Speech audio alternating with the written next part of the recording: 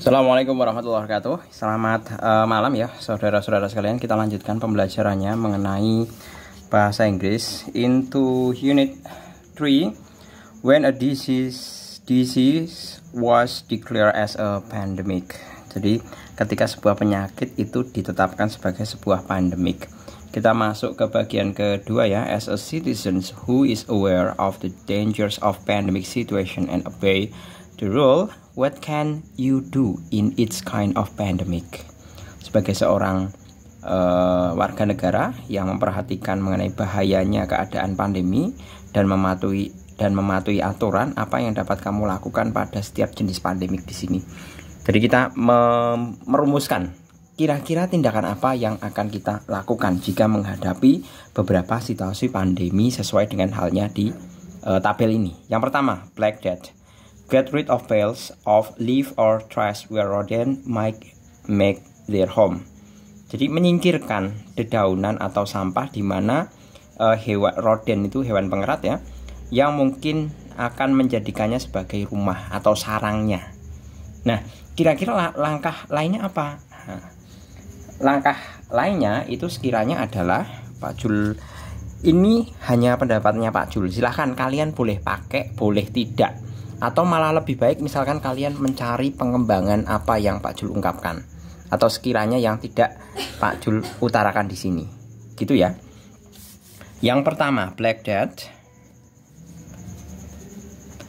Black Death. Langkah yang digunakan sekiranya ada yang dilakukan sekiranya adalah establish and maintain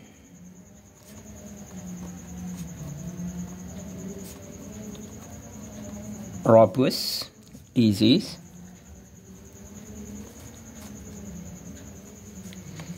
surveillance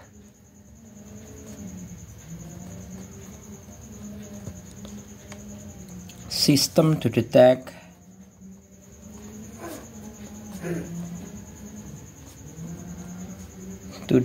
outbreak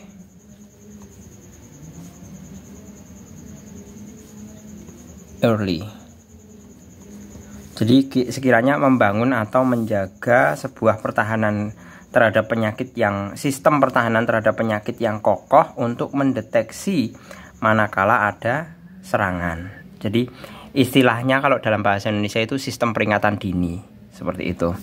Kemudian kita bisa buat langkah yang kedua adalah control and monitor population of disease factor.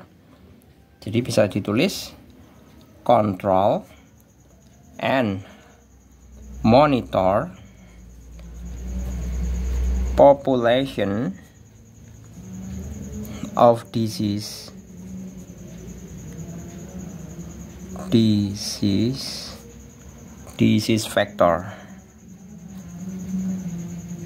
factor ya, factor pakai S karena jamak. As we know that the factor of the Black Death is rodent. Kalau kemarin dibacaannya adalah fleas atau hewan-hewan yang apa? Oh, itu bubonik ya. Sama saja, bubonik itu Black Death.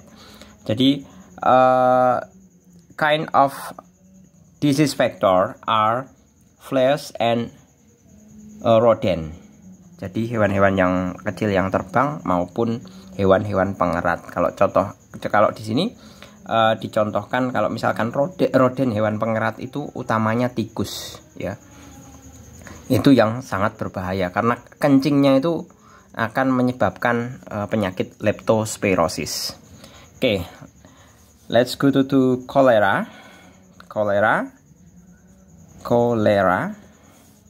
Make sure to drink and use safe water to wash your body and to cook your food. Pastikan untuk minum dan untuk penggunaan air, untuk mandi dan untuk memasak. Intinya pastikan mengenai higienitas dari air yang kita pakai, baik untuk mandi maupun untuk minum maupun untuk makan. Nah, langkah lainnya selain yang sudah disebutkan di sini adalah tentunya adalah implement measure to prevent contamination implement measure to prevent itu menjaga ya, to prevent contamination of water sources.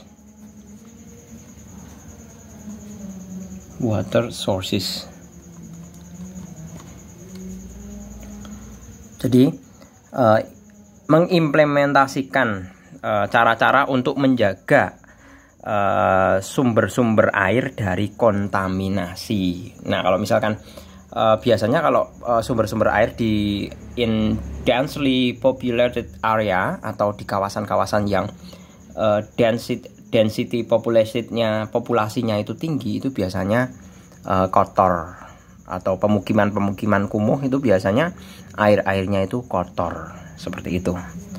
Itu langkah yang pertama. Kemudian langkah yang kedua itu bisa menggunakan apa? Kolera itu kan ada vaksinnya. Jadi kita bisa menganjurkan atau consider the use of oral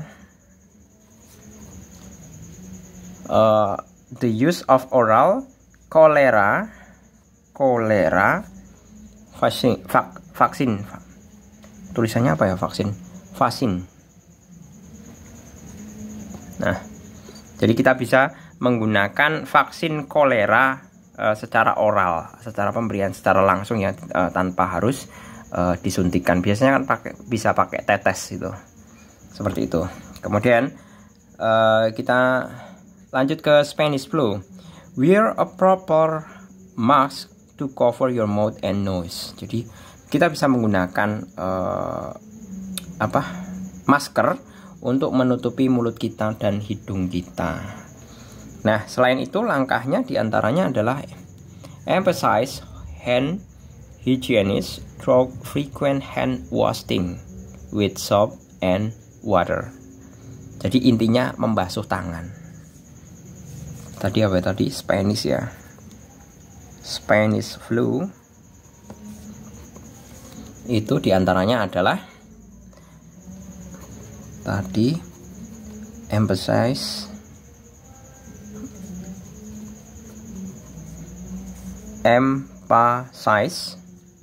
hand hygiene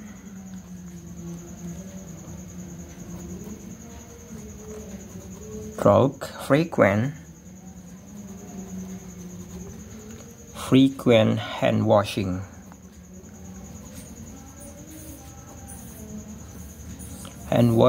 with soap.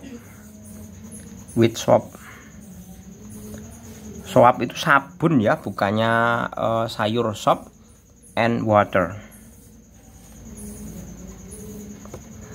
Nah, jadi bisa menjaga higienitas dari tangan kita. Sekiranya tangan kita yang biasa digunakan beraktivitas, untuk biar tetap terjaga kebersihannya, kita harus sering-sering membasuh atau mencuci tangan kita dengan sabun dan air. Mestinya air mengalir ya, seperti itu. Kemudian langkah berikutnya diantaranya adalah improve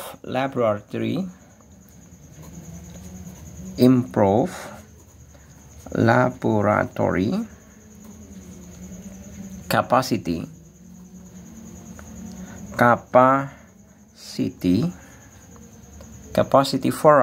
for rapid identification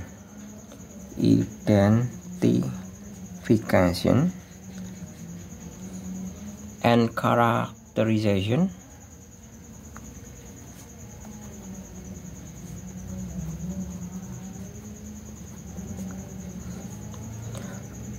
of influenza virus. Jadi peningkatan kapasitas laboratorium ya, untuk identifikasi secara cepat atau tes. Kalau dulu itu di COVID itu kan ada istilah rapid test ya. Jadi untuk identifikasi secara cepat, dan characterization itu untuk mengenai virus-virus influenza yang ada. Seperti itu. Kemudian selanjutnya adalah mengenai Ebola, penanganan mengenai Ebola. Ebola, avoid traveling to African countries. Jadi karena sebagaimana kita ketahui bahwa Ebola itu kan asalnya dari Afrika ya, teknis menjaganya adalah agar tidak terjangkit adalah dengan cara menghindari traveling atau perjalanan ke negara-negara di Afrika. Namun ada langkah lainnya ya, diantaranya ini Ebola ya, ini yang keempat. Langkah berikutnya adalah isolate, confirm,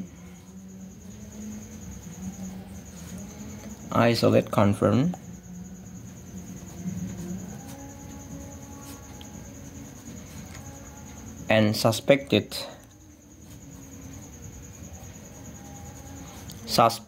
Ebola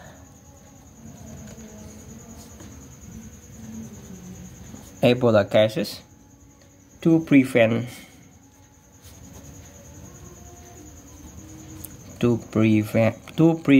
the spread of the virus. Jadi mengisolasi orang-orang yang terkonfirmasi dan juga yang suspek itu bergejala, yang memiliki gejala ataupun terkonfirmasi kasus Ebola untuk menjaga penyebaran virus. Nah, itu diantaranya. Kemudian langkah lainnya adalah utilize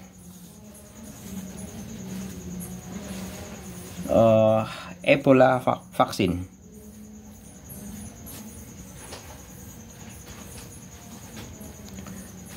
To protect healthcare.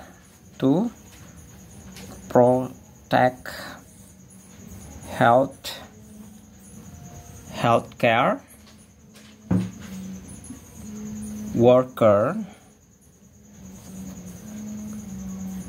worker and high risk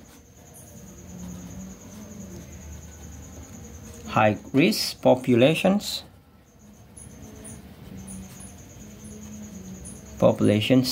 during outbreaks.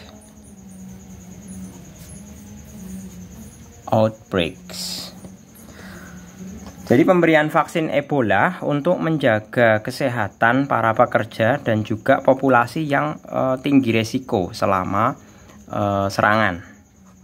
Itu juga bisa digunakan untuk menghindari Ebola. Selanjutnya, yang kelima, avian flu, avoid contact with a wild bird and observe them only from distance. Jadi hindari kontak dengan unggas dan mengobservasinya hanya dan menjaga gimana nih artinya, observe them only from distance. Jadi mengobservasi atau melihatnya, jadi melihat si unggas itu harus dalam jarak tertentu, jangan dekat-dekat. Nah, teknis lainnya untuk menghindari avian flu diantaranya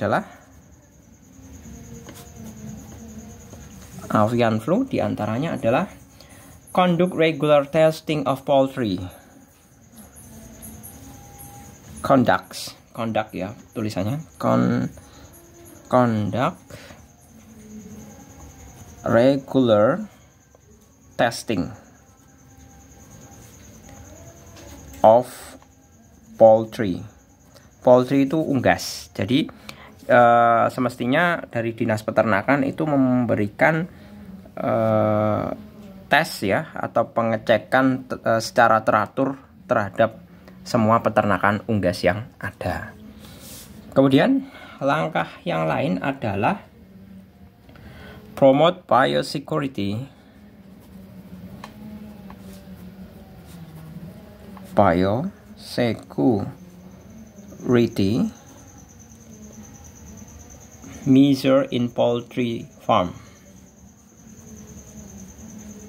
Measure in poultry farm. farmnya mestinya banyak ya. Kalau farmnya banyak kan berarti mestinya pakai akhiran S seperti ini. Jadi mempromosikan mengenai biosecurity atau biasanya kan unggas itu kan ada kalanya yang dikasih vaksin, kemudian pengobatan. Ya, itu salah satu usaha untuk menjaga dari tertularnya sebuah dari virus avian flu atau virus flu burung. Lanjut ke yang nomor ke-6, COVID-19. Nah, ini saya rasa ini semuanya udah ahli semua ini. Apalagi kita itu kan sudah mengalami selama paling tidak ya 2,5 tahunan lah kita terpenjara. Ya gara-gara COVID-19 ini kan, termasuk semua siswa sekolah. Saya percaya kalian juga merupakan salah satu angkatan atau alumni COVID juga. Gitu kan? Di antaranya adalah wear a proper mask to cover your mouth and nose. Menggunakan masker untuk menjaga mulut dan juga hidung. Kemudian langkah yang lainnya adalah COVID-19 ini. Di antaranya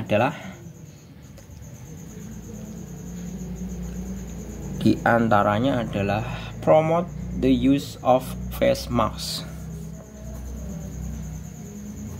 Promote to use of face masks, especially indoor and crowded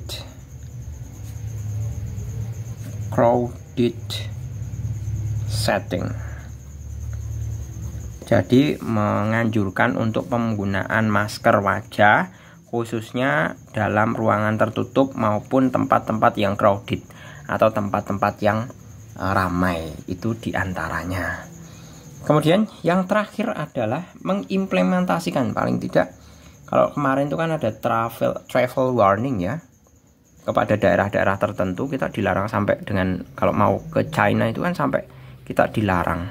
Nah, itu merupakan salah satu kebijakan juga untuk menghindari penyebaran COVID-19. Jadi kita bisa rumuskan lebih tepatnya adalah implement travel restriction.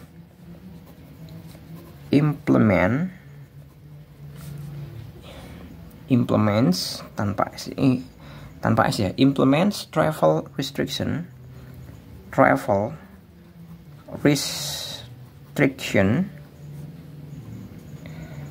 Kemudian testing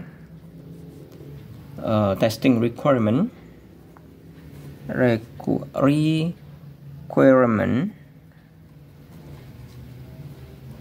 and quarantine.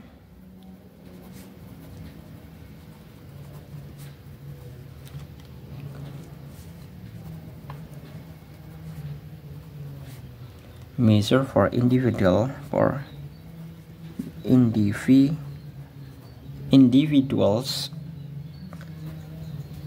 traveling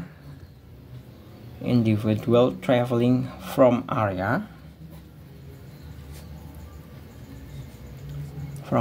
area with high transmission rate. Jadi mengimplementasikan pembatasan perjalanan, kemudian persyaratan tes. Dulu kan ada yang namanya harus PCR, naik pesawat aja harus PCR, harus rapid test. Nah, itu salah satu testing requirement.